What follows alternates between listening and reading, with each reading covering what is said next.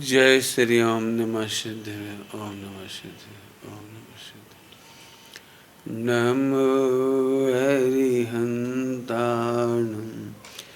नमो सिद्धाणं नमो आयर्याणं नमो वज्रायाणं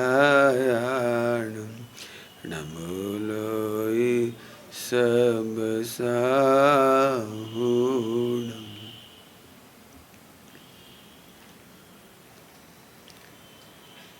मंगलम भगवान वीरो मंगलम गौतमोगणि मंगलम कुंद कुंदायो जैन धर्मस्तु मंगलम सर्वमंगल मांगल्यम सर्वकल्याणकारकम प्रधानम सर्वधर्माणां जैनम जयतु सासु। जीवन पथ दर्शन की बात जितना समय होगा मैं भी बताऊंगा उसमें से, लेकिन पढ़ने और अनुकरण करने जैसी पुस्तक है, आप उसका लाभ जरूर लिखाएं।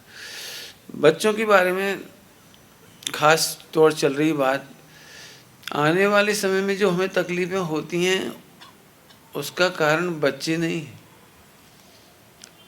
हमारे घरों में जो भी हमें कष्ट आ रहे हैं उसका कारण वर्तमान नहीं है, भूतकाल है।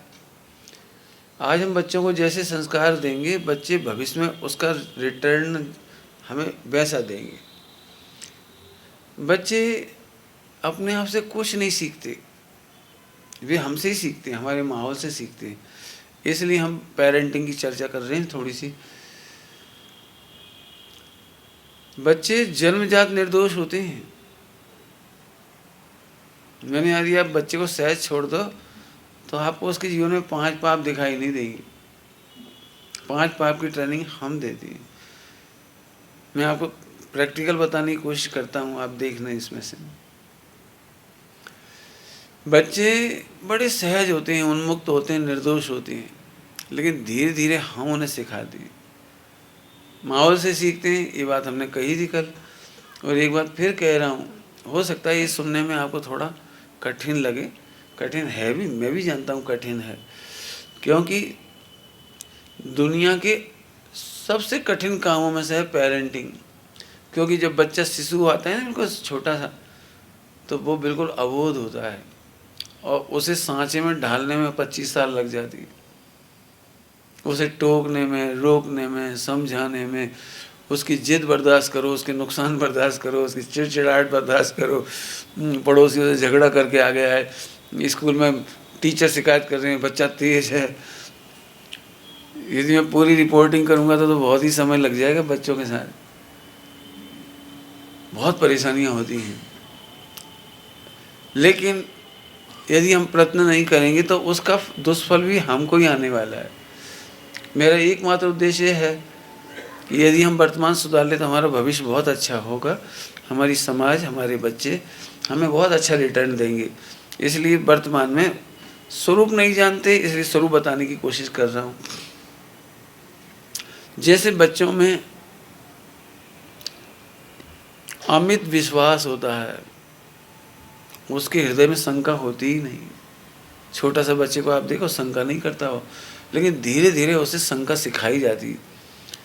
जरूरी भी है, शंका करना भी आना चाहिए, लेकिन शंकालु हृदय बन जाए ना तो उसका रिटर्न माँ बाप पर भी हो सकता है। वो माँ बाप से भी सोच सकता है कहीं गलत तो नहीं कर रहे हैं, या हमसे गलत तो नहीं कह रहे हैं, हम ऐसे क्यों पढ़ें, सारे बच्चे मज़े कर रहे हैं, हम क्यों नहीं करें। लेकिन कम से कम बच्चों में निशंक रहना बच्चे का बहुत बड़ा गुण है। आपने शायद व्हाट्सएप वगैरह पे या वीडियो देखी हो यूट्यूब पर, बच्चा अजगर के साथ खेल रहा है। हम अजगर को छूने में डरेंगे, नाम सुनने से डरते हैं, वो बच्चा अजगर के साथ खेल रहा है, सांप के साथ खेल रहा है। बच्चों के लिए वो कौन सी पुस्तक, वो वीडियो बनाई गई, वो क्या कहलाती हो, जंगल बुक क्या है कहलाता, वो कौन सा खिलाड़ी, क्या नाम रहता उसका, फूल खिला है, फूल खिला है, मोगली।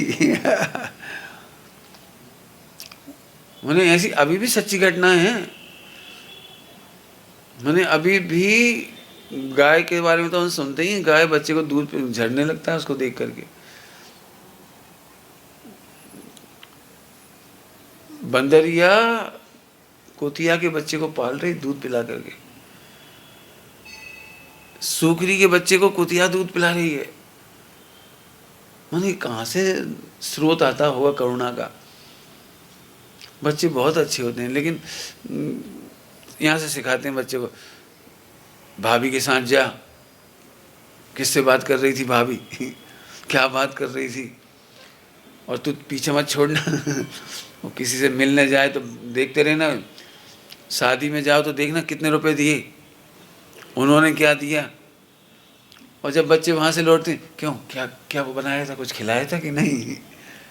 आपने देखा होगा जिन बच्चों की माँ सौतेली होती है, उस बच्चे को यदि अच्छा प्रेम मिल रहा हो, वो खुश हो, सब कुछ हो, तो अभी महिलाएं ऐसे पूछी, सही सही बता, ठीक से रखती है कि नहीं, दूध देती है कि नहीं।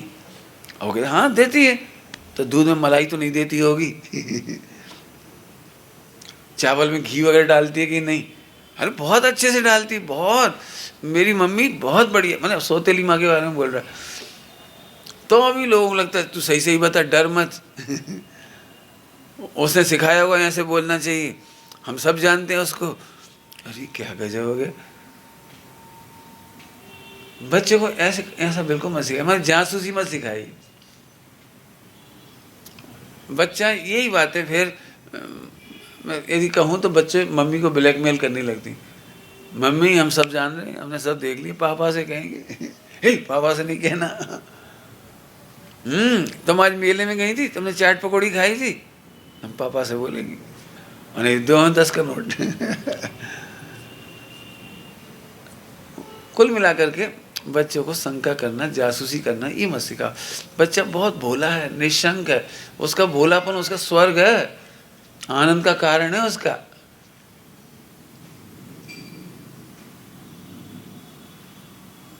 बल्कि होना ये चाहिए, बच्चे यदि चुगली करें तो उन्हें सिखाना चाहिए, नहीं नहीं बेटे तुम समझते नहीं, भाभी खराब नहीं है, जरूर कोई बात होगी इसलिए कहा होगा, ऐसे नहीं कोई बात नहीं। नहीं मम्मी वो तुम्हारी बुराई करे, नहीं बेटा बुराई नहीं कर सकती वो। अब इसका जब रिटर्न आएगा ना बहुत अच्छा आएगा। वो मंदिर में यदि कोई कह भी देना आपको कि आपकी बहू तो ऐसा कह रही थी, नहीं नहीं वो ऐसा नहीं कह सकती, आप झूठ बोल रही हो, मेरी बहू तो बहुत बढ़िया है। मैंने जिसको हम कहते हैं उपगुहन, आप बच्चों को उपगुहन का गुण सिखाइए। बच्चे तो सच में बहुत अच्छे होते हैं, लेकिन कई बार गलत चीज़ें सिखाते हैं, इसलिए मैं ये बातें ले रहा हूँ थोड़ी सी आपको। बच्चे निशंक होते हैं, निकांक्षित होते हैं, उन्हें कांक्षा नहीं होती। कांक्षा समझते हो, बच्चे को पेट भर जाए ना तो फिर वो बोतल ऐसे लुढ़का देता है। जो चीज़ खा रहा है ना, यदि उसने एप्पल का एक पीस दिया आपने तो थोड़ा सा खाया, अब नहीं खाना है, पेट भर गया तो उतना ही छोड़ देता है वो। बच्चे को खिलौने खेलने को दो, खेल करके जहाँ तहाँ छोड़कर चल देता है। वो लापरवाही नहीं है, वो निकांक्षितपना है उसका, उसका अपरिग्रहीपना है। हम बच्चे को संभालते हैं, पकड़ना सीख, अपनी गाड़ी है चाबी संभालना सीख। आपने देखा है कि बच्चे को, बच्चे के हाथ में 2000 का नोट हो और मेहमान मांगे तो ऐसे दे देता है, वो दे देता है, उसे कोई फर्क नहीं पड़ता। चाबी हाथ में हो, कोई अच्छी चीज़ है, सोना चांदी हो, वो ऐसे दे दे, मतलब उसे कोई फर्क नहीं पड़ता।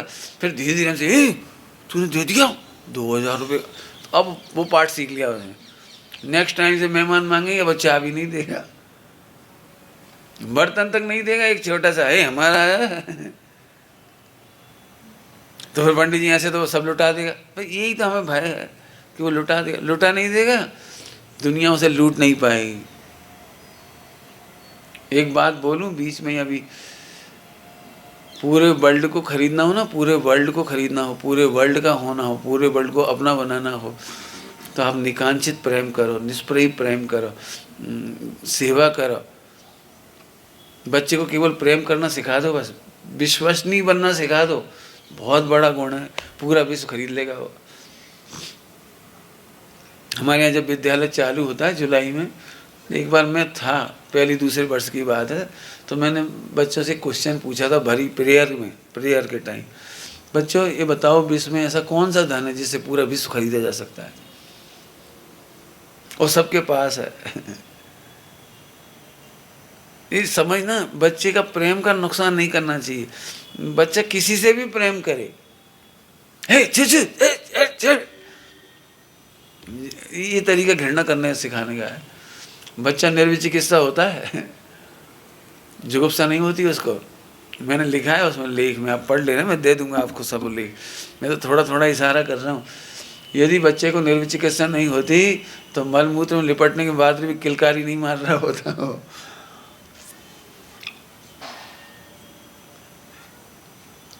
इसमें तो मुझे थोड़ी बात कहनी है, शायद मेरी बात अच्छी नहीं लगेगी, लेकिन नेचुरोपैथी सीखोगे या भारतीय कल्चर सीखोगे तो आपको बात अच्छी लगेगी।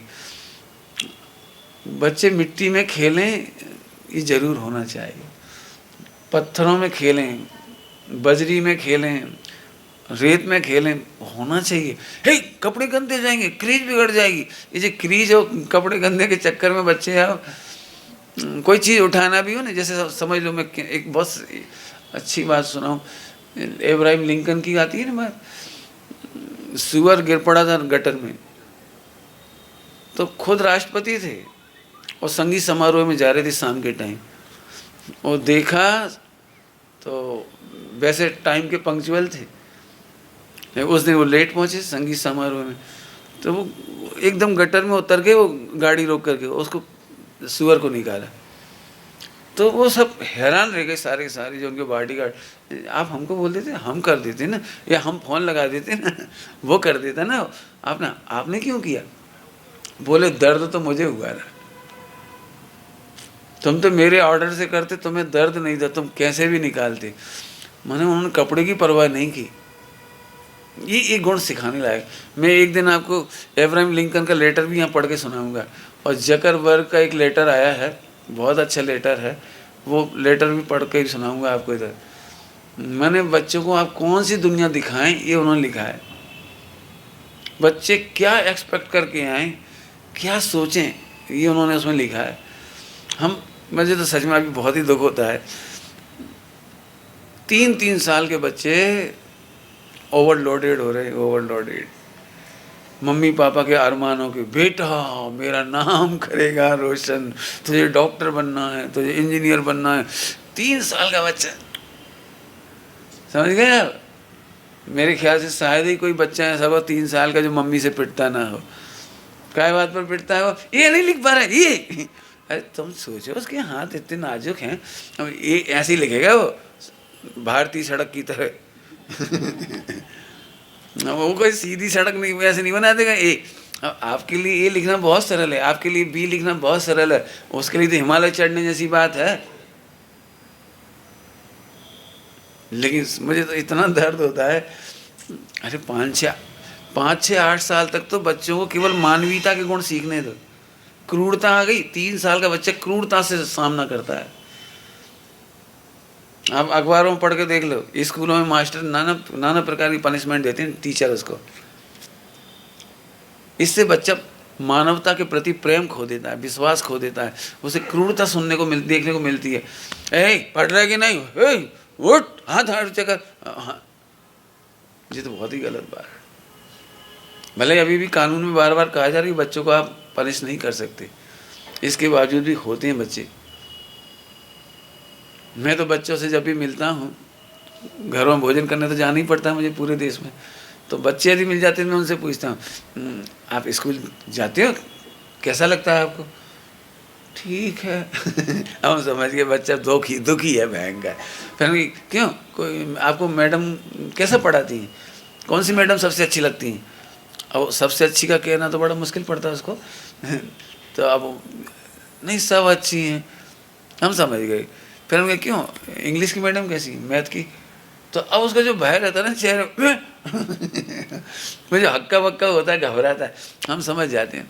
अब मैं टीचर्स ट्रेनिंग भी करता हूँ, तो मैं टीचर ट्रेनिंग में ये बात रखता हूँ उनको, यदि बच्चा गली मोहल्ले में खेल रहा हो और मैडम को देखते से, ये टीचर को देखते से ही बच्चा भाग जाता है, मैडम आई, भागो भागो, तो समझ लो आप बहुत भयानक टीचर हो और छोटे छोटे बच्चों पर आप बहुत क्रूरता करते हो। क्रूरता का मतलब बच्चे को चिल्लाना, डांटना, आंख दिखाना, थप्पड़ खींच देना, ये तो बहुत ही भयानक बात है, बहुत भयानक। माने बच्चा इतना छोटा है, यूँ समझो कि उसका दिमाग कैमरे की तरह होता है। जो आपकी जो मोबाइल वगैरह होते हैं ना, इसमें कैमरे होते हैं, वो कैमरे से कैप्चर करता है। ऐसे उसका ब्रेन पहली बार शिक्षक के नाम पर कुछ कैप्चर करता है, माँ के नाम पर कुछ कैप्चर करता है। वो दुनिया को जब देखता है ना, तो फर्स्ट कैप्चरिंग याद रहती है। आपने कभी देखा है, कभी किसी जंगल में आप गए हो, स्लिप हो गए हो, धोखा खा गए हो, घटना घट गई हो, गिर पड़े हो, चोट लग गई हो, तो उस जंगल का नाम लेते से ही आपको वो चोट याद आ जाती है। ये फर्स्ट इम्प्रेशन का, ये फर्स्ट कैप्चरिंग का, ये ऐसे है। तो फिर कैसे टीचर होने चाहिए? बच्चा देखे वो खुश हो जाए, तालियां बजा ले, ओ मेरी मैडम आई है, मेरी दीदी आई, मेरी टीचर आई, चलो चलो मम्मी मम्मी मम्मी आपको बहुत बोलती है, आपको घर चलना है, तो समझो आप दी बेस्ट टीचर है। कुल मिलाकर के बच्चों की लाइफ में जितना आप भयाक्रांत होते हैं बच्चों की, उतना डिप्रेशन, इरिटेशन के टाइम चांसेस ज़्यादा होते हैं। बच्चा जितना फियर करेगा उतना झूठ बोलेगा, उतना कपट करेगा, उतनी बुद्धिमान तो हैं बच्चे, ये तो आप देखते होंगे, बच्चे बिल्कुल बुद्धिमान हैं, लेकिन वो छिपाने में शक्ति लगा देंगे यदि आप उन्हें डराएंगे तो। सम्यक दृष्टि के 8 गुण विकसित करिए। मुझे अलग से कुछ नहीं पढ़ा ना, मैंने वही पॉइंट लिखे हैं इसमें। सम्यक दृष्टि के 8 गुण विकसित करिए। बच्चा किसी की शिकायत करे तो उपगमन करना सिखाइए, लेकिन बच्चे को नहीं सिखाना है, आप खुद करिए ना। जैसे बच्चा आए, मम्मी दादी आपकी बुराई कर रही थी, नहीं बेटा मेरे में गलती है ना, इसलिए बता रही होंगी, सिखाने का तरीका है बेटा ये। तो आप ऐसा करोगे ना तो इसका रिटर्न बहुत अच्छा जाएगा वहाँ तक। दादी बुराई कर भी रही होगी ना, तो अब वो बच्चा कहेगा मम्मी दादी आप, मम्मी तो आपकी बहुत तारीफ करती हैं, रिटर्न अच्छा जाएगा। एक बात आपने सुनी होगी, दीवार के भी कान होते हैं दीवार के भी आंखें होती हैं। कैमरे से मत डरो, कर्मों से डरो। जल्दी कह गए बहुत बड़ी बड़ी बातें, कैमरे से नहीं, कर्मों से डरो। बुराई, पहली बात तो बुराई करो ही मत। एक बहुत अच्छी पुस्तक है, मैंने दी है कई लोगों को, यहाँ पर भी दी है, माता पिताओं से। एक पुस्तक का नाम है माता पिताओं से, महात्मा भगवान दीन। मैं बहुत मैंने एक हिसाब से कह रहा हूँ, यदि स्वाध्याय करने वाले होंगे ना तो ये उन्हें तो ये सब सरल लगेगा। स्वाध्याय करने वालों को तो सम्यक दर्शन की चिंता होगी, स्वयं और पर में आत्मा देखने की उन्हें आनंद आता होगा। तो जो स्वयं और पर में आत्मा देखें उन्हें तो ये सब ईजी होने वाला है। बाकी सिखाना इसलिए पड़ रहा है कि मुझे बच्चों के प्रति देख करके बहुत तकलीफ होती है, और फिर जब बच्चों का रिटर्न आपको बड़ी उम्र में अच्छा नहीं मिलता तो फिर आपको तकलीफ होती है। फिर आपके दुख भी नहीं देखे जाते, माने समाधि नहीं होती प्रॉपर, निराकुल नहीं होते। पूरे देश में पत्नी पीड़ित संघ बन गया पतियों का, पता होगा आपको कल 19 तारीख है ना, कल 19 तारीख को इंटरनेशनल पुरुष दिवस है दिल्ली में तो बहुत बड़ा संगठन है, बहुत बड़ा। आज भी 2 घटनाएं छपी हैं भोपाल के अखबार में, 2 घटनाएं छपी हैं, वो कहने लायक ही नहीं है, मैंने अच्छी नहीं है। लेकिन अपन कुल मिला करके मेरी बातों को मजबूरी में कहना पड़ रही है, ये समझो आपको। घर का माहौल इतना अच्छा हो, मैं उसी की एक घटना सुनाता हूँ आपको। आपस में विश्वास का वातावरण देख करके बच्चा विश्वास करना सीखता है। क्या कहा मैंने? आपस में विश्वास का माहौल देख करके बच्चा विश्वास करना सीखता है। अब ये बात जितनी सरल लग रही ना, बहुत मेहनत है, परिश्रम है, यूँ समझो कि बहुत तपस्या है। कल भी मैंने इशारा किया था, आज फिर कह रहा हूँ, बच्चे के सामने तो क्या, अकेले में भी अपने पुण्य का भरोसा करो, कर्णान्यों के अनुसार अपने कर्मोदय का भरोसा करो।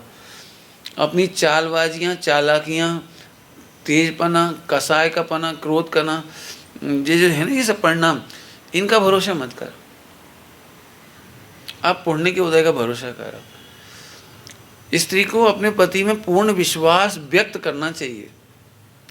कुछ कहा मैंने, स्त्रियों को अपने पति में पूर्ण विश्वास व्यक्त करना चाहिए, क्योंकि बच्चा मम्मी से सीखता है।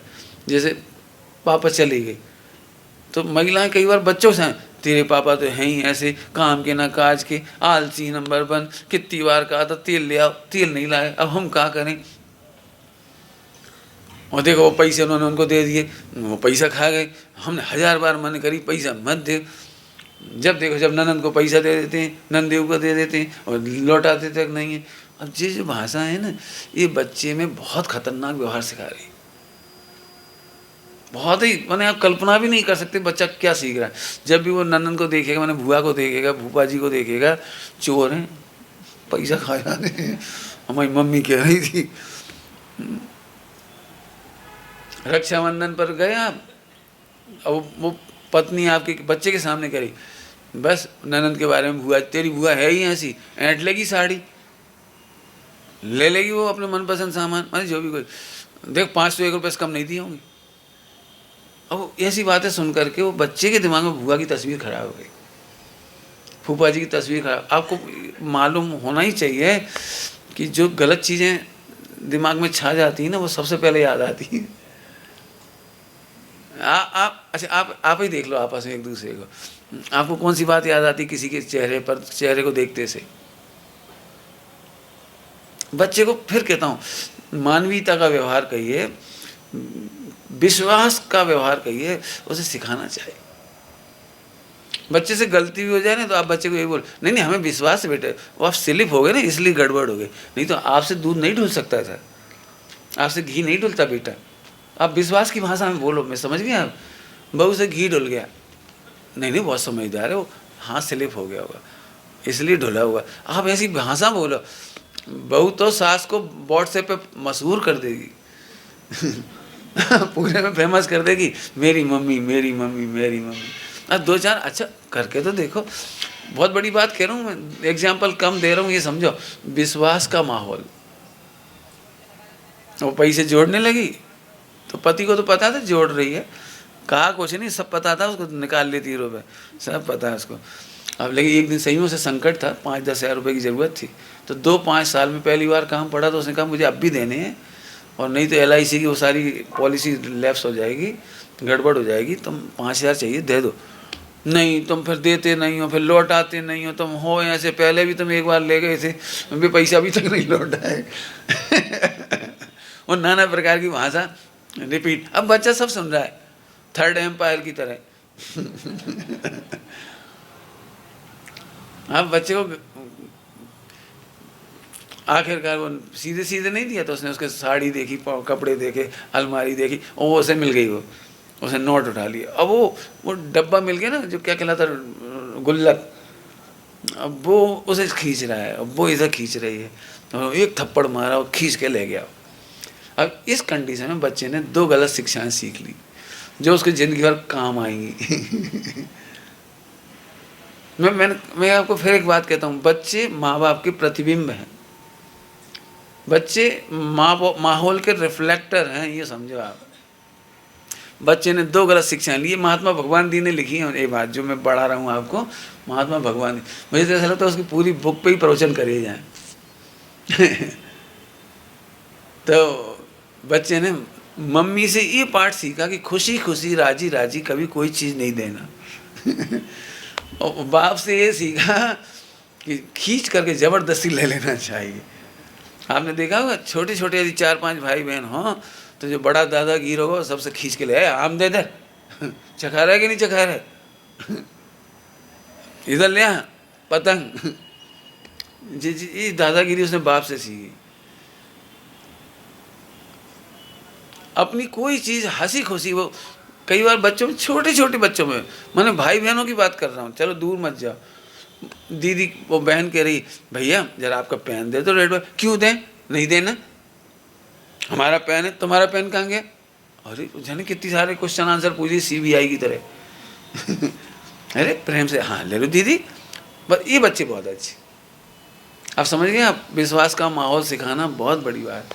हेल्प करने का नेचर डेवलप करना, हेल्प करने में तो मैं बहुत बोलता हूँ हर घर में। फिर वही कहता हूँ, आप हेल्प करोगे तो बच्चा हेल्प करना सीख जाएगा।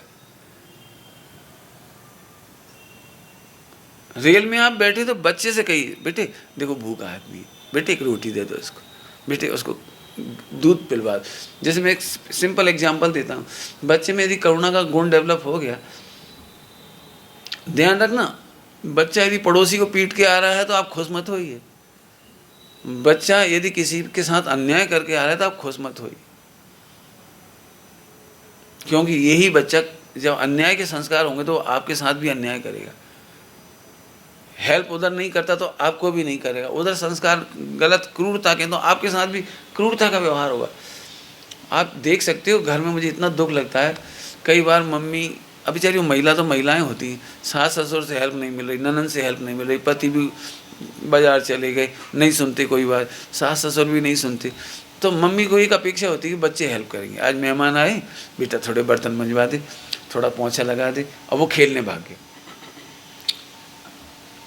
बच्चे ने कहा कि कोई काम करो, और नहीं किया, तो फिर कई बार माँ अपना सिर पीट लेती है, सीना पीट लेती है, रोने लगती है, बिलखने लगती है, तो बच्चा बिल्कुल दया नहीं करता और देख करके चला जाता है। और आजकल के आदमी पढ़े लिखे अंग्रेजी बच्चे होंगे तो कहीं, मम्मी तुम बहुत इमोशनल हो। आप इमोशनल मत करो मुझे, आप रो या गाओ, आई कांट हेल्प। वाह, कांट हेल्प, माने आप ये समझ लो कि ये बच्चा भविष्य का बहुत खतरनाक होने वाला है। मैंने तो बॉम्बे पार्ला में ये बात कही थी, आनंद तो तब आए जब वो बच्चा भोजन करने बैठे हो, उसे दादा दादी की याद आए, मम्मी दादा के लिए खीर रख देना, पहले लाओ मैं उनको दे के आता हूँ। ओहो बहुत बढ़िया, दी बेस्ट। मुझे अच्छी तरह से याद है, मेरा अपना बचपन, खीर बहुत टेस्टी लगती थी, तो मम्मी कहती पहले दाल चावल रोटी तो खाओ, तो वो नहीं खाते, नहीं पहले खीर, और फिर ऐसे बस लगे ना तो पूरी तपेली खा जाओ। मैंने एक गलत बात थी उस समय, अब वो याद आती है। तो अब मुझे लगता है मैं बच्चों को सिखाता हूँ ये सब बात, कि आप खीर खा रहे हैं ना, तो मम्मी कहे खीर ले लो बेटा एक चम्मच और। मज़ा तो तब आए जब बच्चा मना करे, नहीं मम्मी फिर बाद में आपके लिए नहीं बचती, आप तो सबको खिला देती हो, फिर आप पहुँच कर खाती हो, नहीं आप अपने लिए रखो। आहा, दी बेस्ट है बच्चा। ये बच्चा वर्ल्ड में कभी बेरोजगार नहीं होगा, हैरान नहीं होगा, परेशान नहीं होगा, कोई से परेशान नहीं होगा। ये मज़ा तो तब आए बच्चा भोजन करने बैठे पापा की याद करे, दादा दादी की याद करे, मम्मी की याद करे। अब ये माहौल कब आएगा? जब बहू रोटी खाने बैठे और सासू को याद करे, बच्चा अपने आप सीख जाएगा। और नहीं हो तो भी ये समझो कि ये अलिखित पाठ हैं, ये समझ लीजिए, ये लेसन अलिखित है, लिखे नहीं गए हैं, लेकिन माहौल से सीखे जाते हैं। आप बच्चे को जरूर सिखाइए। मेरा तो बस चले तो पाठशाला में ये पाठ रख दिए जाएं, मैंने क्या कह, जैसे बच्चों की पाठशाला चलती है ना, ऐसे प्रौढ़ की पाठशाला चलनी चाहिए।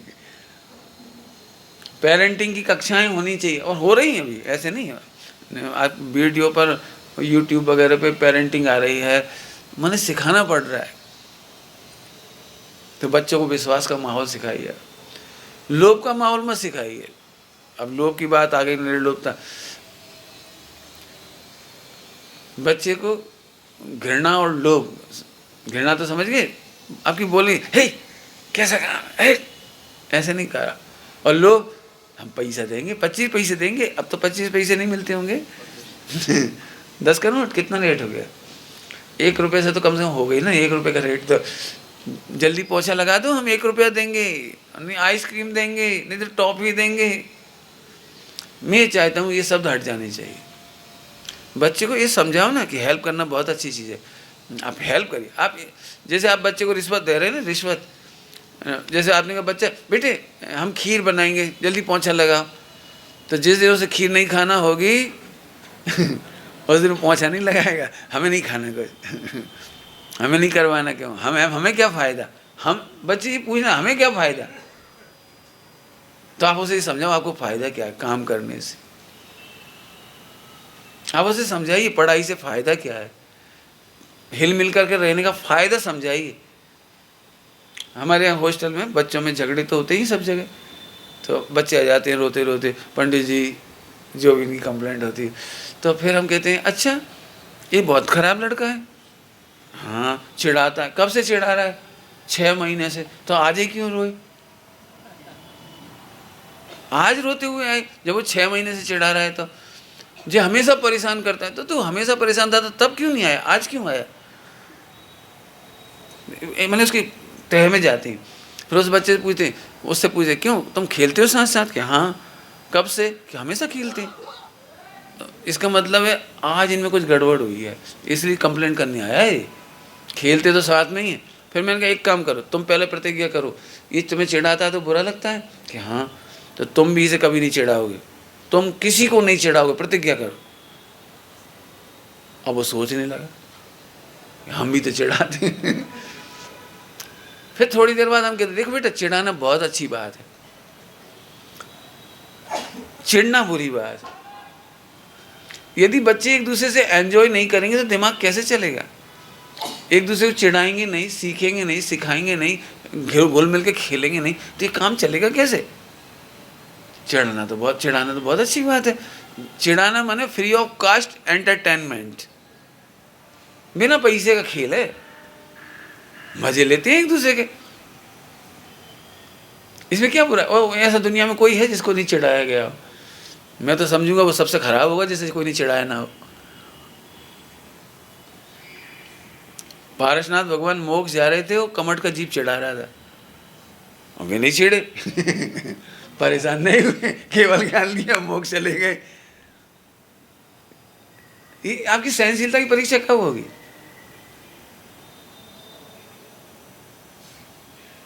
आए समझ में आ रहा है? बच्चों को लोभ देने की आदत बिल्कुल नहीं, खड़ी मत करो, कहो ही मत हम मोबाइल दे देंगे, फिर वीडियो गेम खेल लेना, जल्दी करो ये काम, नहीं। थोड़ी मेहनत लगेगी, मैं जानता हूँ मेहनत लगेगी बच्चे को, कल कहा था मैंने स्वरूप समझाने में मेहनत लगेगी आप। और बच्चे को हायर क्वालिटी का लेक्चर मत दे। हाँ, मैं इसके लिए ऐसे समझाता हूँ, प्राय करके मम्मी पापा या जो भी हो बहुत परेशान होते हैं बच्चों के साथ, मैं ये जानता हूँ, बहुत अच्छी तरह से फीलिंग है मुझे। तो मैं आपको एक अच्छी बात ये कहना चाह रहा हूँ, जैसे इत्र की शीशी देखी आपने, इत्र की शीशी छोटी सी होती है, उसका छेद भी छोटा सा होता है, जितना कीमती मटेरियल होता है ना उसका छेद उतना ही छोटा होता है। यदि वो ढुल जाए, ऐसे गिर जाए और पूरा इत्र गिर जाए तो नुकसान ही हो जाएगा। तो गिरने पर भी निकले नहीं, इतना छोटा छेद होता है। और एक होती है बॉटल, तुम्हारी समझ लो बिस्लरी की बॉटल, उसका छेद बहुत मोटा होता है। क्यों होता है इतना मोटा?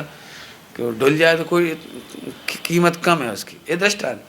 मुझे दूसरी बात कहना, अब मैं आपसे एक बात कहता हूँ, आपको इतना पैसेंस होना चाहिए कि 2-3 साल का बच्चा वो इत्र की शीशी जैसा छेद वाला है, और आपके पास बोतल का छेद वाला है, अब इसका पानी इसमें कैसे डालोगे? कितना पैसेंस चाहिए। मैंने अक्सर देखा है, हम क्या करते हैं, ज़िंदगी भर की शिक्षा 1 घंटे में दे देना चाहते हैं, आधा घंटे में दे देना चाहते हैं, और कई बार तो 5 मिनट में दे देना चाहते हैं। जैसे मैं बाग के बोलूँ आपके, हम तो तुम्हारे भले के लाजे कह रहे, पढ़ लिख जाओगे तो अच्छे से कमाओगे, नहीं तो मरोगे, नहीं तो रोगे, नहीं तो घास चराओगे, नहीं तो कब बसीद होगे। जाने कितने सारे डायलॉग, वो एक बात नहीं समझा, ना तो उसे कब बसी समझ में आई ना उसे ढोर समझ में आए, ना उसे चराने का मतलब मालूम है, जो मतलब उसे पता ही नहीं है, वो ऐसे ऐसे डायलॉग। लेकिन एक बात समझ में जरूर आ गई कि मम्मी बड़ी रफ है। एक चीज समझ में आ गई, मम्मी बहुत रफ ट्रीट करती है छोटे छोटे बच्चों को। तो बहुत धीरे धीरे, अरे राजा बेटा आप बहुत बढ़िया पढ़ेंगे, मुझे तो पता है, अच्छा भाषा बोलो, छुट्टी करो। कई बार बच्चे, छोटे छोटे बच्चे, पाठशाला वालों को अनुभव होंगे, नहीं कहाँ की बातें पूछते हैं, तो अपने को आश्चर्य होता है ये बात सुनी कहाँ से इसने। तो वो से मम्मी से सुनी होगी, चाची से सुनी होगी, पिक्चरों में सुनी होगी, कहीं टीवी में सुनी होगी। तुमने सुना कहाँ से सब? बहुत बड़ी जिम्मेदारी है। मैं तो फिर कहता हूँ बहुत इंटेलिजेंसी चाहिए बच्चे को पालने के लिए। बच्चा टीवी की किस लेवल तक की चीज़ देखे, मोबाइल किस लेवल तक का हो, दोस्त किस लेवल तक की बातें करें, और बच्चों के सामने आप किस लेवल तक की बातें करें, बहुत ध्यान रखने की ज़रूरत है। मेरे ख्याल से तो बिल्कुल 2-5 साल की डिग्री हो सकती है इसमें पेरेंटिंग के ऊपर। आप रफ ट्रीट करेंगे तो बहुत तकलीफ उठाएंगे आप। लोभ की वृत्ति किसी तरह की मत दो। एक और बात, बच्चे को झूठा आशावाद मत दिखाओ। झूठा आशावाद समझिए, बच्चे को स्वरूप समझने पर समझाने पर जितनी ताकत लगाओगे, वो जितना स्वरूप समझेगा, आपकी जिम्मेदारी उतनी खत्म हो जाएगी। आप टेंशन में कभी नहीं रहेंगे। फिर बच्चे को जैसे फर्स्ट रैंक आनी चाहिए तेरी, अब उसमें दम ही नहीं, आएगी कैसे? सब बच्चों में तो दम नहीं होती है। 20 बच्चे एक क्लास में, 20 की 20 बच्चा फर्स्ट रैंक आ जाएंगे सब? लेकिन कहना तो पड़ता है। नहीं, कहना नहीं पड़ता है। आप अपने बच्चे की काबिलियत, एफिशिएंसी, उसका टैलेंट रेट देखो ना। आप उसका सुनो, बच्चे को सुनना, 2 भाषाएं बोल के बता रहा हूँ। बच्चे ने राइटिंग लिखी, 3 साल के बच्चे ने। अब आप 2 तरह से उसको आगे बढ़ा सकते हो।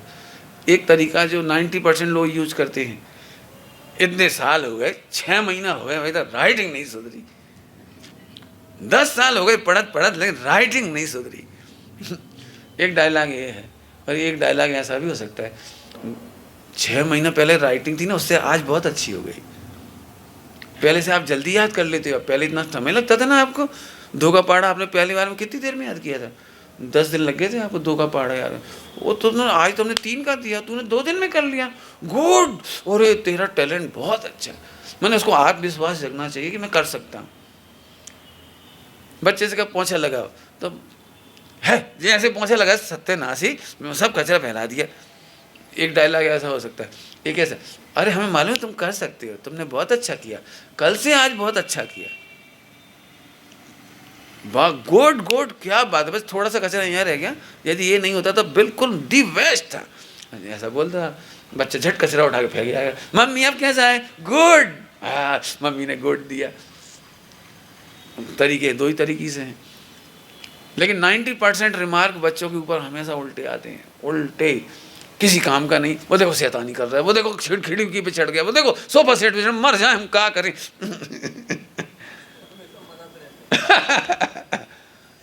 एक डायलॉग, बात बात पर बच्चे को आप इस तरह करोगे, बच्चा मन यूँ समझ लो बेटा बहू का हो गया अभी से। नहीं समझ आया?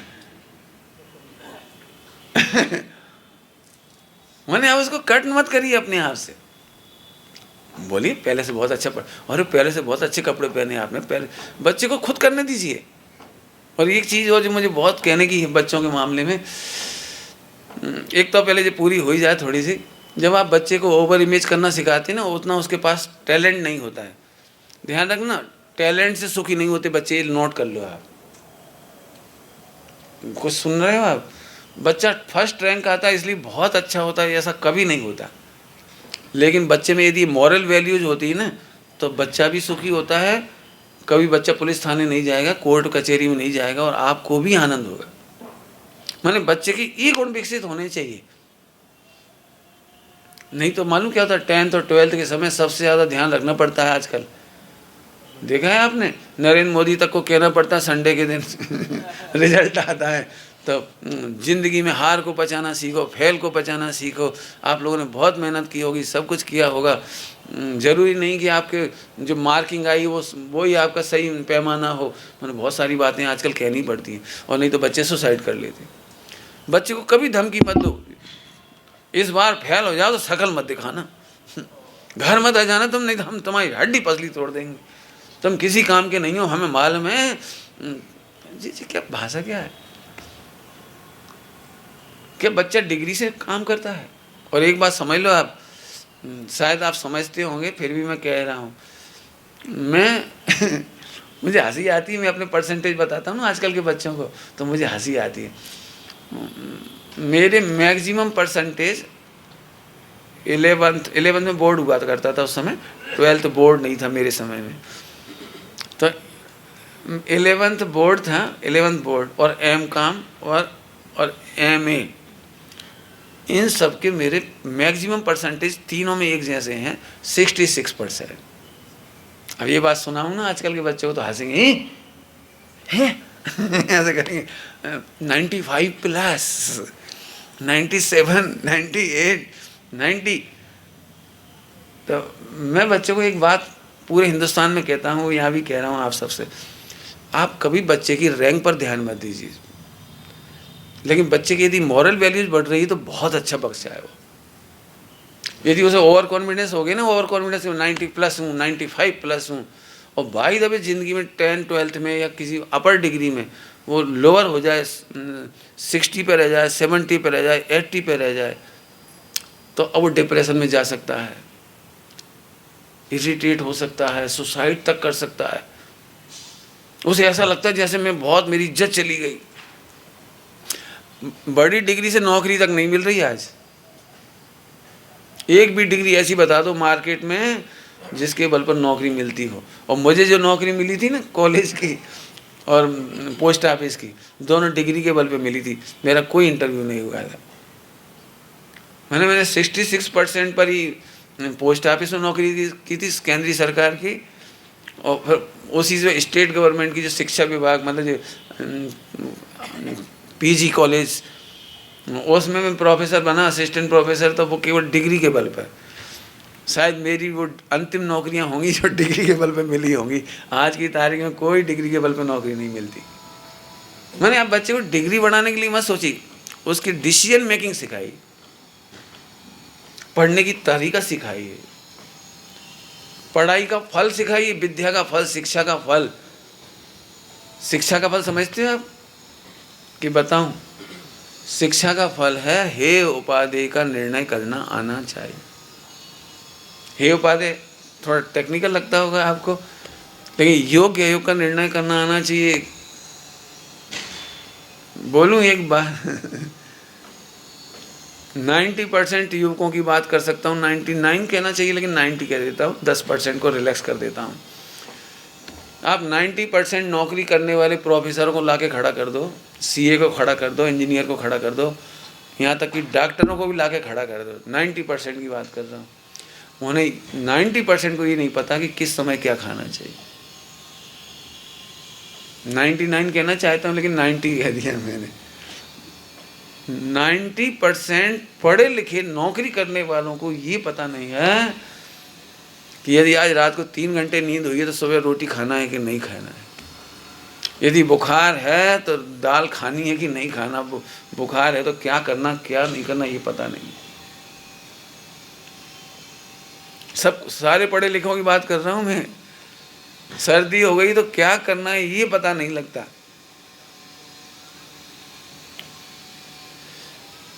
बाल गिरने का मूल कारण एक ही है कि पता ही नहीं कि क्या खा रहे हैं ये लोग।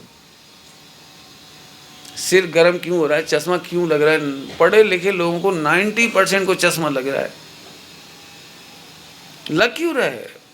100% कंप्यूटर चलाने वालों को चश्मा और बाल गिरने की प्रॉब्लम और रीढ़ की हड्डी कमज़ोर होने की प्रॉब्लम और पैंक्रियाज प्रॉब्लम हो गई, कमज़ोर हो गया, हड्डियां कमज़ोर हो रही हैं, वीक हो रही है। हो क्यों रहा है? क्योंकि सबसे बड़ी, कमाना तो पढ़ना सीख गए थे, कमाना सीख गए थे, लेकिन खाना ही नहीं पड़ा। ऐसी चीज़ें खा रहे हैं जो हेल्थ के लिए बिल्कुल खराब है। इसलिए मैं कहता हूँ हे उपाधि। आप मेरे से पूछो, मैं आपसे पूछूँ ना तो आप झट कह दोगे अरे डॉक्टर सजेस्ट करते हैं 5 लीटर पानी रोज़ पीना चाहिए, लेकिन गलत है वो। तो 1 लीटर पीना चाहिए, नहीं वो भी गलत है। तो 2 लीटर पीना चाहिए, वो भी गलत है। 3 लीटर, वो भी गलत है। अरे फिर कौन सा सही? कि आप ये देखो, यदि आपने 8 घंटे दौड़ लगाई हो, परिश्रम किया हो, पसीना बहाया हो, उस दिन आपको 5 लीटर पानी पीना है। एसी में रहने वालों को कम पानी पीना है। जो सूप ज़्यादा पीते हो, सब्जी ज़्यादा खाते हो, सलाद ज़्यादा खाते हो, फल ज़्यादा खाते हैं, उन्हें 2 लीटर पानी बहुत है। दूध ज़्यादा पी रहे हो तो पानी कम हो जाएगा, माने पानी तो बढ़ जाएगा घट जाएगा। उसका कैसे बता सकते हो कि सबको एक से ही पीना चाहिए? मैंने एक पानी का एग्जाम्पल दिया मैंने।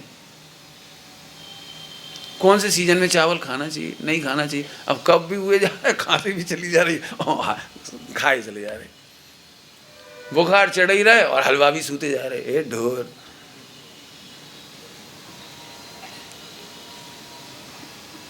अब ये जॉइंट फैमिली में सीखने को मिल जाता है। मम्मी कहती नहीं बेटा चटनी मत खाओ, इमली की बिजली तड़तड़ाएगी, फला हो जाएगा, पेट दुखेगा। नहीं बेटे अभी ये चीज़ नहीं खाओ। वे जानते थे घर में। अब अभी तो यदि पता ही नहीं है कि 12 महीना क्या होता है इमली की चटनी बन जाए, कौन से सीजन में कौन सी चटनी खाई जाए को यही पता ना लगे। बात छोटी लग रही होगी लेकिन मैं आपको कह रहा हूँ, आंखों पे चश्मा लगना और सिर के बाल गायब होने का बहुत बड़ा कारण है। एक दिन बताऊंगा मैं गृह निर्माण, पूरा गृह निर्माण कैसा। बाल गिरने के, बाल सफ़ेद होने के घरों में इतने से बच्चों के बाल सफ़ेद होने लगे। उसका मूल कारण है टाइल्स। टाइल्स नीचे से ऊपर तक टाइल्स और ग्रेनाइट लगा के परेशान। अब पैर ठंडे सिर गर्म। अब जो चीज़ गर्म होती है ना वहाँ छेद बड़े दिखने लगते हैं। देखना कभी यार, जहाँ भी गर्म होगा ना शरीर वहाँ छेद बड़े दिखने लगे तो बाल गिरेंगे, पक्की बात।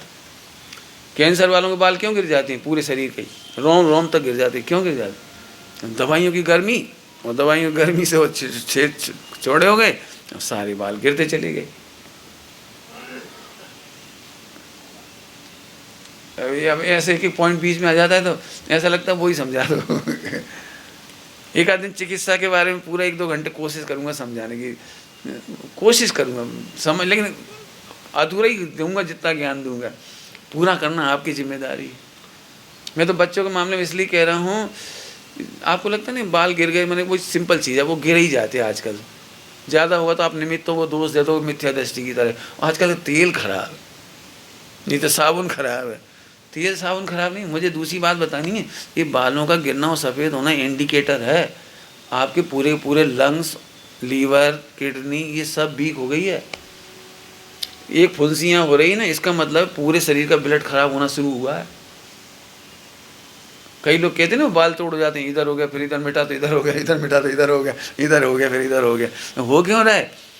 बाल तोड़ की समस्या नहीं है जी। और इधर का इलाज मत करो, लीवर का इलाज करो, पैंक्रियाज का इलाज करो, खून सफाई करने के लिए अब नींबू ज़्यादा पियो, चाय बंद कर दो, काफ़ी मत पियो, बेसन बंद कर दो, मैदा बंद कर दो, पोहा बंद कर दो, नमक टोटली बंद कर दो, खून साफ करना हो जल्दी सा। हम यहाँ से लोगों को देखता हूँ ये सब खाए चले जा रहे हैं, ऊपर से फोड़े के इलाज होते जा रहे हैं। और फिर कह रहे पंडित जी 1 महीना में 1 सूखो, तब तक दूसरा होगा। हम तो परेशान हो गए। ये तो परेशान इसलिए हो गए कि एक तरफ से नमक का आश्रव हो रहा है, मैंने खून खराब होने का आश्रव हो रहा है, और एक तरफ से निकलता चला जा रहा है। तो ये सब संभर कब हुआ? एक ही लाइन में बोलूँ सब लोगों के लिए, आजकल की मेडिकल चिकित्सा जितनी हो रही है, एलोपैथी है जो संभर का इलाज नहीं बताती। संभर समझ गए? गलत कारणों का निषेध नहीं बताती। आयुर्वेदिक में तो कहते थे पथ्य और अपथ्य, पथ्य और अपथ्य ये नहीं खाना भैया। डॉक्टरों से पूछो, मेडिकल वाले कोई बैठे हो तो नाराज मत होना। डॉक्टरों से पूछो क्या खाएं, सब खा। ये भैया मैं भाई क्या खाएं क्या नहीं खाएं, सब खाओ। गजब हो गया। उन्हें एक तरह से तंबाकू खाते जाओ, एक तरह हमारा इलाज लेते जाओ, झट्टी हो गई। मैंने ये कह रहा हूँ बच्चे बेचारा कमा रहे हैं और ऐसे हो रहे हैं। लीवर वीक, आज 90% नहीं तो 80-70% के लीवर एकदम वीक है। पैंक्रियाज की बहुत प्रॉब्लम है, हड्डियाँ तो ऐसी वीक हो रही हैं, मतलब आंखों पे चश्मे। ये हो क्यों रहे हैं? सुना अब मालूम क्या कहते हैं, नहीं वो मम्मी पापा को चश्मा लगा तो पप्पू को तो जरूर लगेगा। पप्पू को और ज़बरदस्ती लगा दिया, नहीं मुझे दे दो पप्पू का चश्मा मैं उतार दूंगा। मम्मी पापा को लगा इसलिए पप्पू को लगेगा, ये जरूरी थोड़ी है। मम्मी पापा की भी गलतियां हैं, उनको भी गलती से चश्मा लगा, लेकिन बच्चे को जबरदस्ती क्यों लगेगा? आप नहीं जानते बच्चे में कितनी ताकत होती है। सबसे ज़्यादा हीलिंग पावर बच्चे में होती है। उसकी हड्डी टूट जाए तो 1 सप्ताह में जुड़ जाती, 15 दिन में जुड़ जाती, और तुम्हारी उम्र की टूट जाएगी तो 3 महीने लग जाएंगे, और 80 साल 90 साल वालों की टूटेगी तो 6 महीने लग जाएंगे। हीलिंग बहुत ज़बरदस्त होती है, मैंने कभी मत सोचो। फिर सच में ऐसा लगता है मैं ही सब चीज़ें पढ़ा दूँ आपको, नेचुरोपैथी भी यही सिखाऊँ कि बच्चों की आंखें खराब नहीं हो तो क्या खिलाओ क्या नहीं खिलाओ। छोड़ो फिलहाल तो मैंने एक शब्द सिखाना है मुझे, डिसीजन मेकिंग पावर। बच्चों को बिल्कुल छोटी उम्र से डिसीजन मेकिंग, जिसको मैंने थोड़ी देर पहले कहा था हे उपाधि, क्या पहने नहीं पहने, क्या खाएं नहीं खाएं, कब मालिश करें नहीं करें। लगभग बच्चों की जब छोटी उम्र में मालिश करते हो आप, लगभग जीवन भर मालिश होनी चाहिए शरीर की। रक्त संचार और छिद्रों का खुलना और ये बहुत ज़रूरी चीज़ है। लेकिन लगभग बच्चे इतने आलसी होते हैं, पढ़ाई जो हॉस्टलों में करते हैं या कहीं रह करके पढ़ते हैं, सीए की पढ़ाई करते हैं, उन्हें टाइम ही नहीं मिलता बेचारा को। देख के दया आती है, कोटा वगैरह में जहाँ उनके कोचिंग हब होंगे वहाँ बच्चों की हालत देखने में। कल रात को कही थी मैंने थोड़ी बात, पार्लियामेंट में चर्चा करो आप लोग, जैन पार्लियामेंट में। अरे ऐसी पढ़ाई किस काम की जिसमें बच्चे का पूरा शरीर ही नष्ट हो जाए।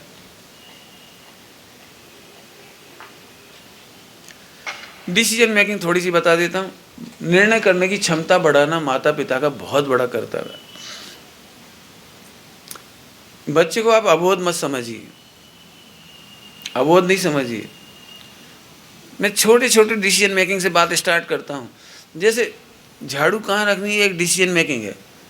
झाड़ा और वहीं पटक दी, अब डिसीजन मेकिंग बेटे झाड़ू कहाँ रखना चाहिए। तो धीरे धीरे करके सारे सामान सही स्थान पर रखना, ये उसका निर्णय खुद हो जाना चाहिए। अब हम बच्चे से कहें बेटा कैंची चाहिए, तो उसे पता होना चाहिए घर में 3 तरह की कैंची है। मम्मी कौन सी कैंची लाऊं? हाय शाबाश बेटे, वो छोटी वाली कैंची लाओ, उसे धागा काटना है। अगली बार उसे पता लग गया कि धागा काटने के लिए छोटी कैंची चाहिए।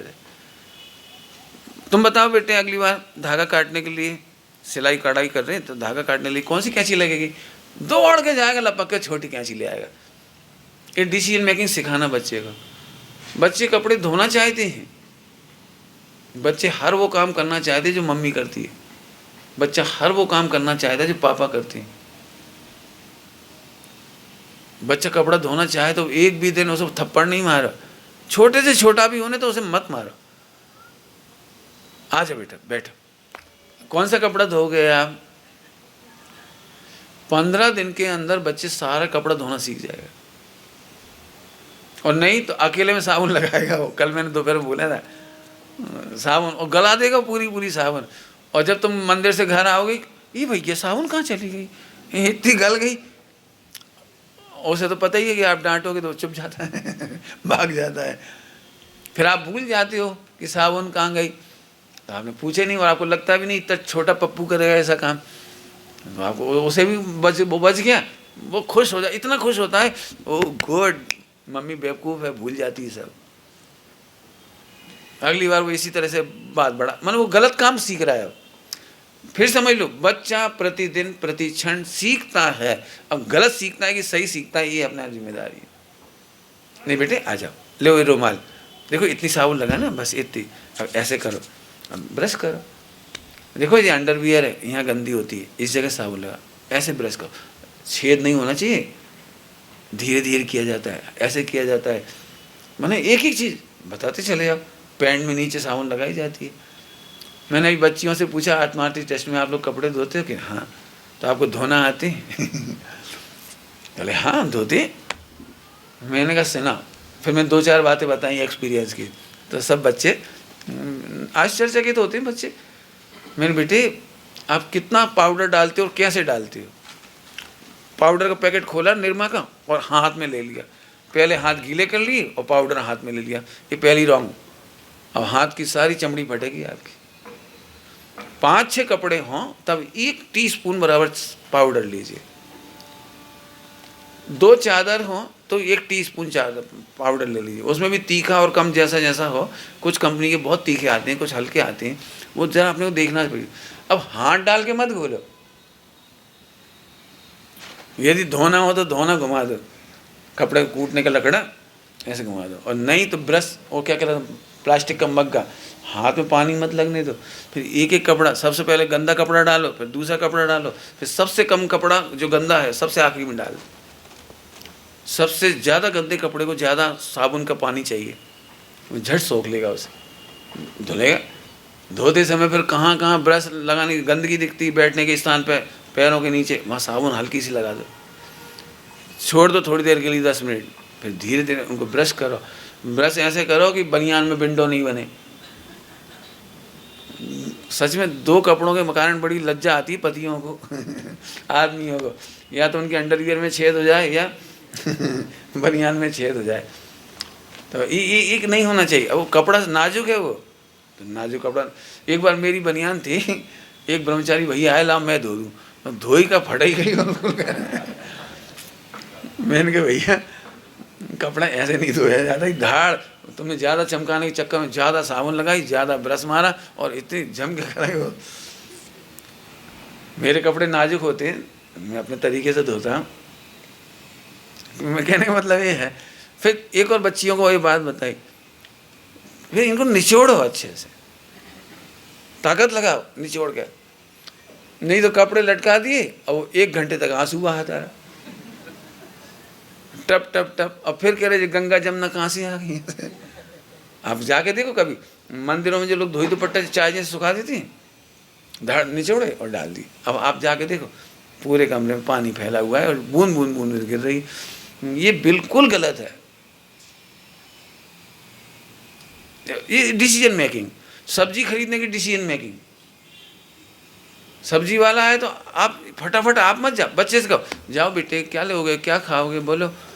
अब अपन ने उसमें देखा, बच्चे ने तो कहा भिंडी, अपन ने देखा भिंडी बासी है, अच्छी नहीं।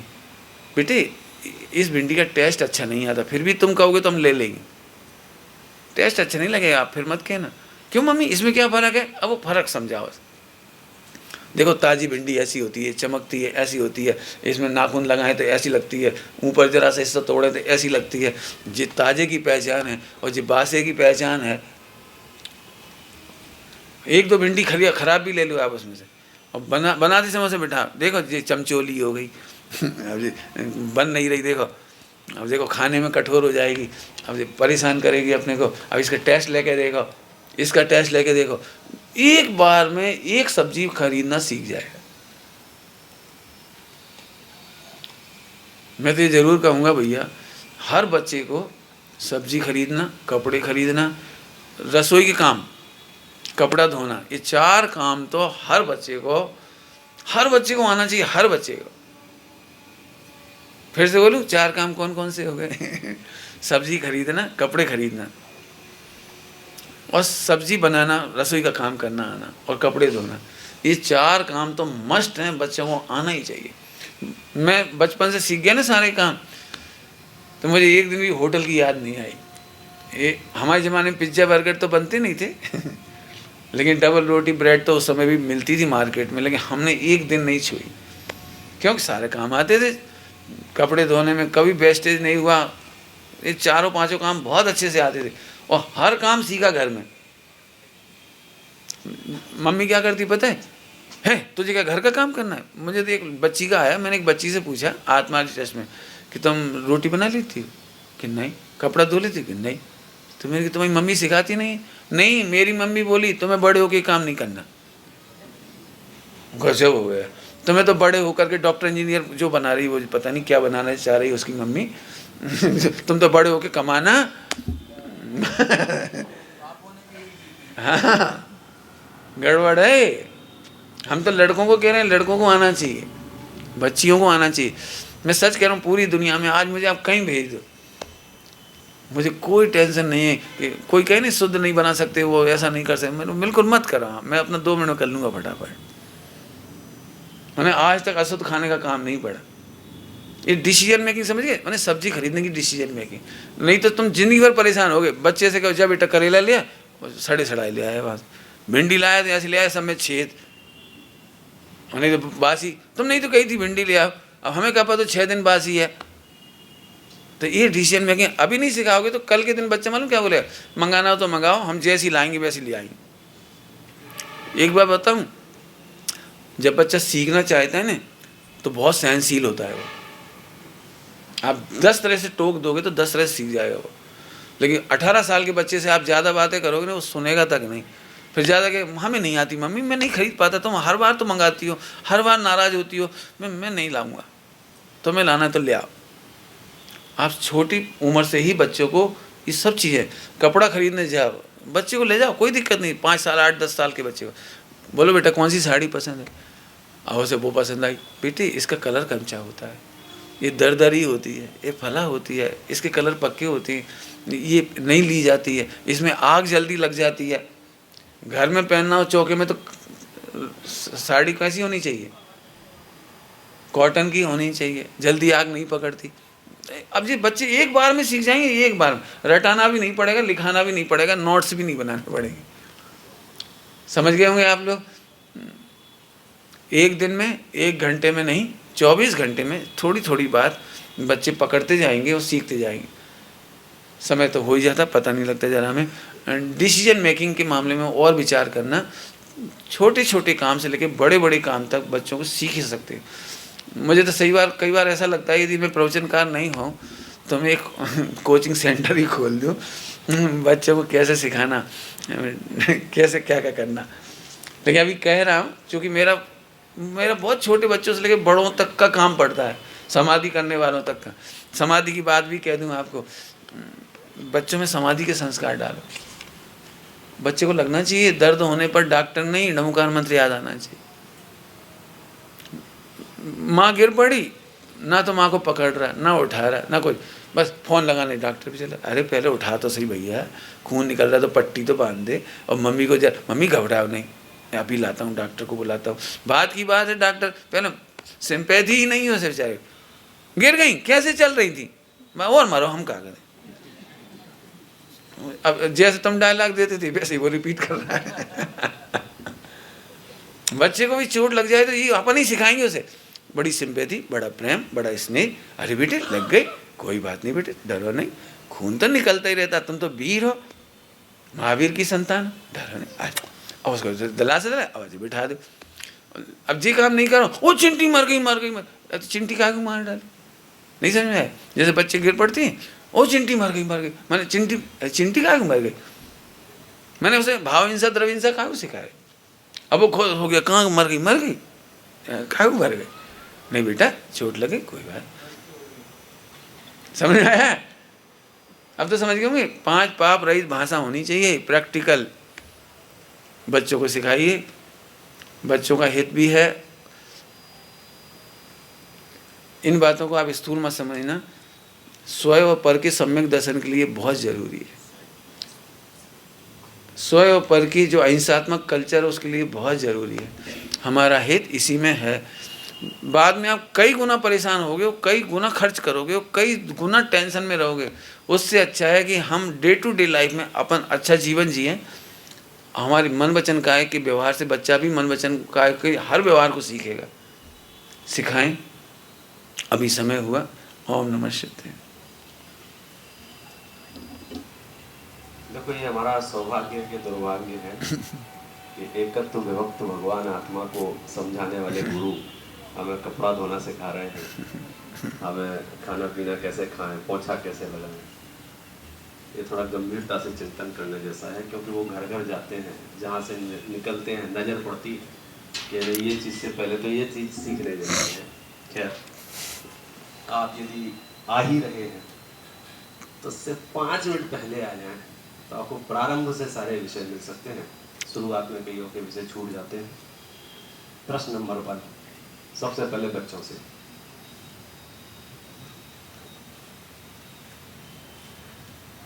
किससे नहीं और किससे नहीं और किससे डरो। एक वाक्य आया था सुक्ति वाक्य जैसा हमें किससे नहीं डरना चाहिए और किससे डरना चाहिए? छोटे बच्चों से है या छोटे बच्चों से प्रवचन में कोई भी अच्छी बात तुमको याद रह गई हो तो बताइए। क्या कोई छोटा बच्चा आगे पीछे, पूरे प्रवचन में कोई भी एक बात जो आपको अच्छी लगी हो? हाँ, बच्चे से।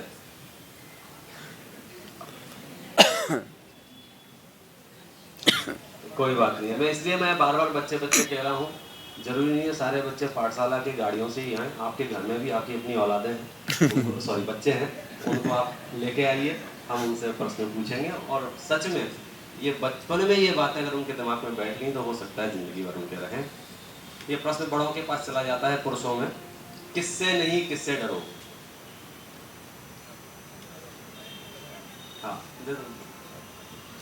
कैमरे से नहीं कर्मों से डरो। बहुत बढ़िया, सही जवाब दिया है। यस, आप कुछ उसमें और खुलासा करना चाहते हैं? हाँ, माइक में आवाज, वो माइक में वो काम मत करो जो अपनी नजर से अपन गिर जाए, अपना मन अपने को खाए। बहुत सुंदर, जोरदार तालियां बजा के स्वागत कीजिए। और अगला प्रश्न है, बच्चे टैलेंट से सुखी नहीं होते हैं तो किससे सुखी होते हैं? महिला वर्ग में बच्चे टैलेंट से सुखी नहीं होते हैं तो किससे सुखी होते हैं? डिग्रियों से सुखी नहीं होते हैं तो किससे सुखी होते हैं? हाँ, सबको उठना चाहिए। हाँ, चलिए साहब। अपनी मॉरल वैल्यू से सुखी होना चाहिए। बहुत बढ़िया, आप जोरदार ताली बजाइए कि मॉरल वैल्यू, नैतिक मूल्य उनके पास होंगे तो बच्चा हैप्पी है। बिल्कुल परवाह मत करो, मिट्टी में खेल रहा है कि गारे में खेल रहा है, किसी किसी का भाग्य होता है। गाथा जब बहुत छोटी थी तो मंदिर बन रहा था, तो मजदूर के बच्चों के साथ खेलती थी। तो कई लोग हमको टोकते भी थे कि तुम्हें ढंग के बच्चे नहीं मिलते, खाने के लिए बच्चे। क्या कोई फर्क नहीं पड़ता है, आप हिम्मत रखो। अगला प्रश्न फिर से पुरुषों के पास आ रहा है, शिक्षा का फल क्या है? आप कैसे निर्णय करें हम जो सीख रहे हैं वो शिक्षा है या नहीं है? यस, पीछे बालकनी में जाइए, मतलब पीछे तक आवाज आती है, कंफर्म।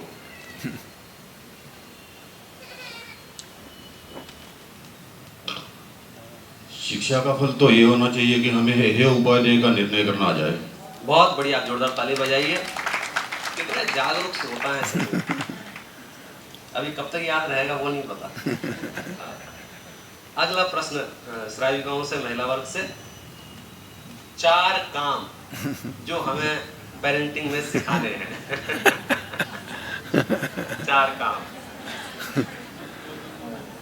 4 लोग मिलके भी एक काम बता सकते हैं। एक चांदी के सिक्के के हम 4 टुकड़े करके दे देंगे। यस, पहले कपड़े धोना, फिर सब्जी खरीदना, फिर सब्जी खरीदेंगे, और पड़ोसी से पूछोगे चांदी का सिक्का आधा हो जाएगा। खाना बनाना, खाना बनाए, खाना कहाँ बना रहे हैं? खाना बनाएंगे, हाँ खाना बनाना। हाँ यार, लिखा है। और रोटी बनाना लिखा था, मैं ढूंढ रहा था खाना कहाँ। खाना बनाना सही है। सब्जी कैसे खरीदना? सब्जी तो खरीद ली ना अपन ने, कपड़े धो लिए, सब्जी खरीद ली और भोजन बन गया। हाँ, और जो फैलाया था रायता उसको समेटना। जोरदार ताली बजा के स्वागत कीजिए। देखिए, भले ही हम ये सब बातें बहुत हल्के फुल्के अंदाज में कर रहे हैं, जैन दर्शन का अहिंसक जीवन शैली, चरणान योग, इन्हीं सब छोटी छोटी बातों से मिलकर बना है। मैं समझता हूँ आज के प्रवचन आपके जीवन में बदलाव अवश्य लाएंगे। अभी आप जिनवाणी स्तुति के लिए खड़े हो जाइए। शाम का समय ठीक 8 बजे यहाँ से कुछ विशेष प्रस्तुतियाँ प्रस्तुत की जाएंगी 8:30 बजे तक, और ठीक 8:30 बजे से भाई सबका प्रवचन होगा। जिनवाणी जग मैया जन्म दुख मेट दो, जिनवाणी जग मैया जन्म दुख मेट लो, जन्म दुख मेट दो, मरण दुख मेट दो, जन्म दुख मेट दो, मरण दुख मेट दो, जिनवाणी जग मैया जन्म दुख मेट दो, जिनवाणी जग मैया जन्म दुख मेट दो। बहुत बहुत दिनों से भटक रहा हूँ, ज्ञान बिना है मैया। बहुत दिनों से भटक रहा हूँ, ज्ञान बिना है मैया। निर्मल ज्ञान प्रदान सुकर दो, तू ही सच्ची मैया। निर्मल ज्ञान प्रदान सुकर दो, तू ही सच्ची मैया। जिनवाणी जग मैया, जन्म दुख मेट दो। जिनवाणी जग मैया, जन्म दुख मेट दो। गुण स्थानों का अनुभव हमको हो जावे मैया। गुण स्थान हो जाए मैया। चढ़े उन्हीं पर क्रम से फिर हम होवे कर्म के पेया। कर्म के भैया। जिनवाणी जग मैया, जन्म दुख मेट दो। जिनवाणी जग मैया, जन्म दुख मेट दो। मेट हमारा जन्म मरण दुख इतनी विनती मैया। मेट हमारा जन्म मरण इतनी विनती मैया। तुमको शीश त्रिलोकी नमावे, तू ही सच्ची मैया। तुमको शीश त्रिलोकी नमावे, तू ही सच्ची मैया। जन्म दुख मेट दो। जिनवाणी जग मैया, जन्म दुख मेट दो। वस्तु एक अनेक रूप है, अनुभव सबका न्यारा। वस्तु एक अनेक रूप है, अनुभव सबका न्यारा। हर विवाद का हल हो सकता स्वाद द्वाद के द्वारा। हर विवाद का हल हो सकता शांतवाद के द्वारा। जिनवाणी जग मैया, जन्म दुख मेट दो। जिनवाणी जग मैया, जन्म दुख मेट दो। जवानी के ज्ञान से सूझे लो कालो, सोवानी मस्तक नमो सदा।